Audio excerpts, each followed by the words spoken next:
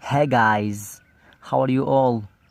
Today we are going to solve problems on covalent bonding. But before watching this video, make sure you have watched my previous video on covalent bonding because it will help you a lot in solving these problems. So let's start. The first problem is which compound is highest covalent? Which compound is highest covalent? So you should know it that as the size of the cation it decreases and the size of anion it increases, so the covalent character it increases.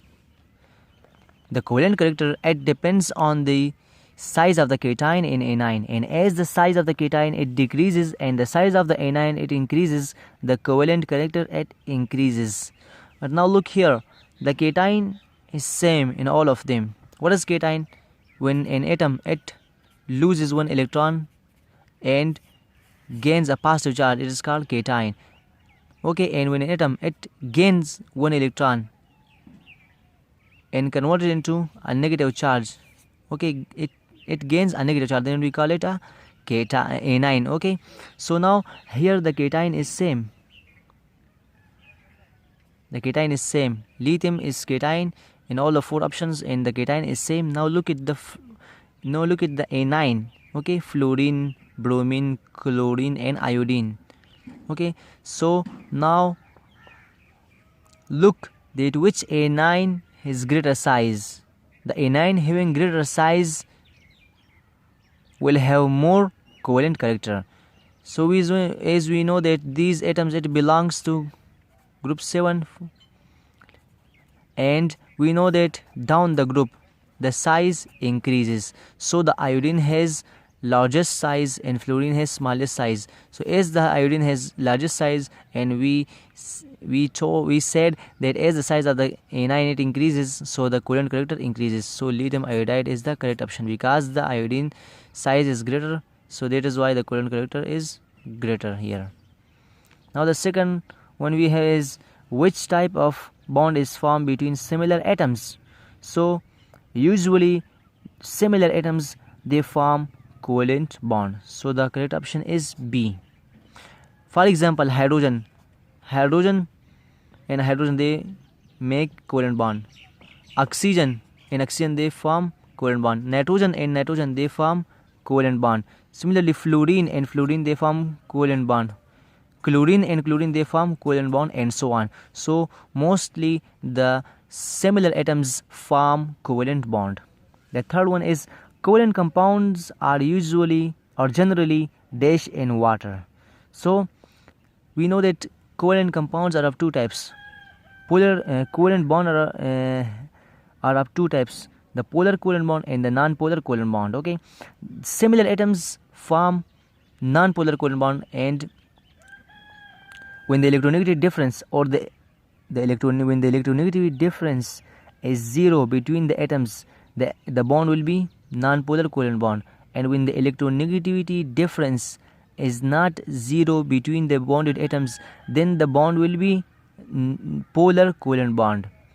But mostly when the electronegativity difference is very small, so then we for example methane, here is the electronegativity difference, but here the electronegativity difference is very small, so we consider it non-polar. Although its electronegativity difference is not 0, but it is very small, so we neglect it. So then we treat it as a non-polar.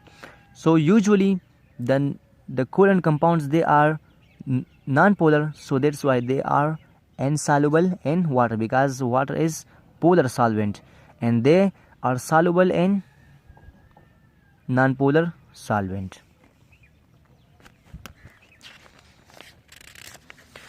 The fourth problem is amongst the following the covalent bonding is found in.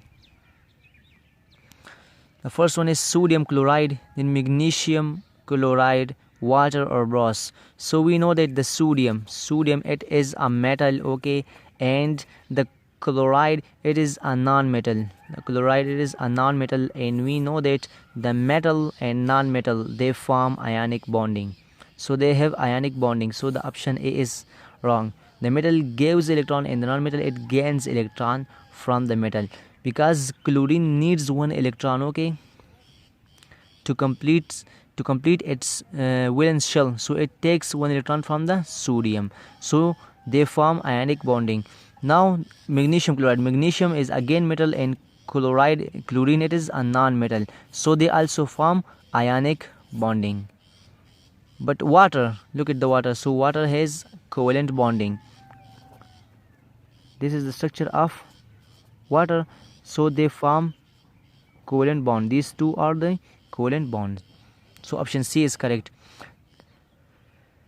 Fifth one is, which one of the following compounds are covalent? Which one is covalent? So I told you already in the previous problem that similar atoms, they usually form the covalent bond. So hydrogen is the option A is correct. Hydrogen form covalent bond.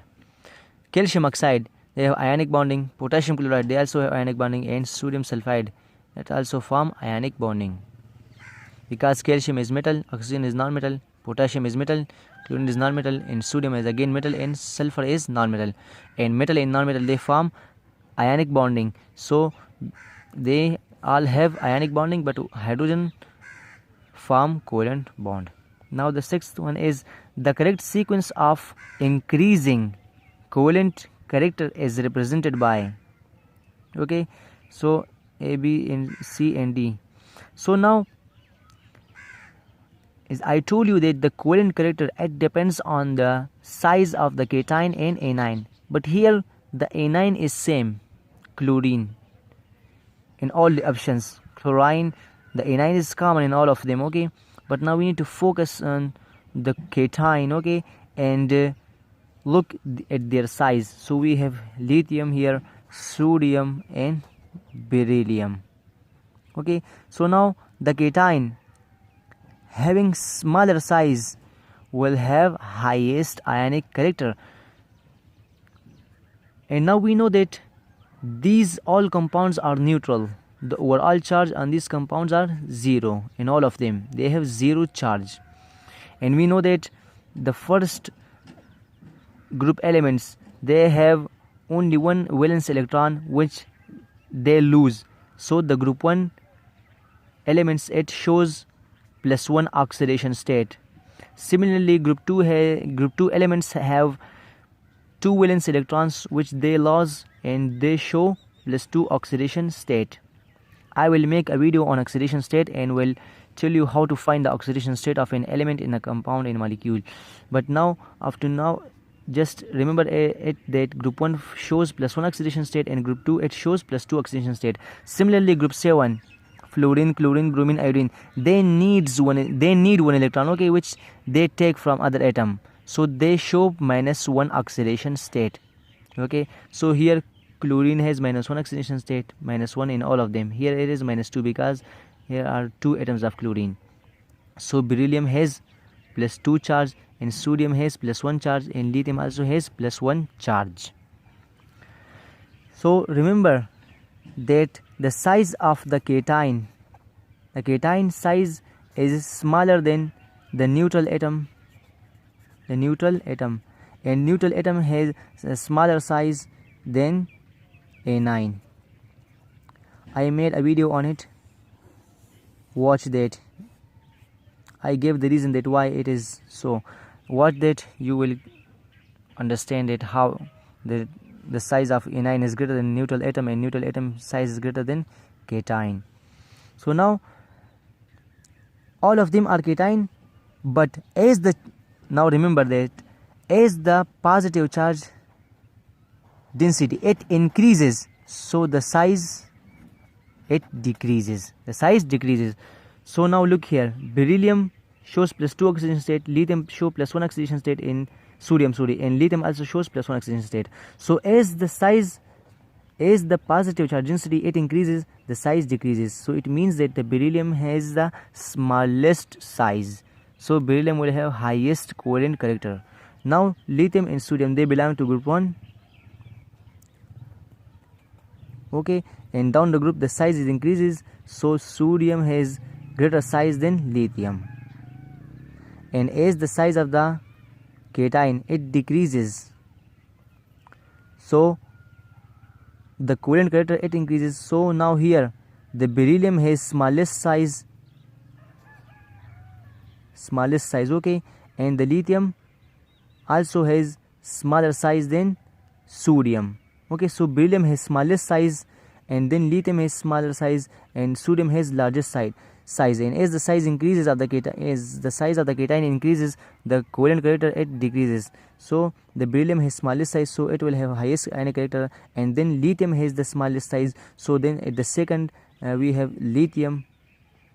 They will have lithium chloride will have highest ionic character at the second one, because they have the smaller size than the sodium.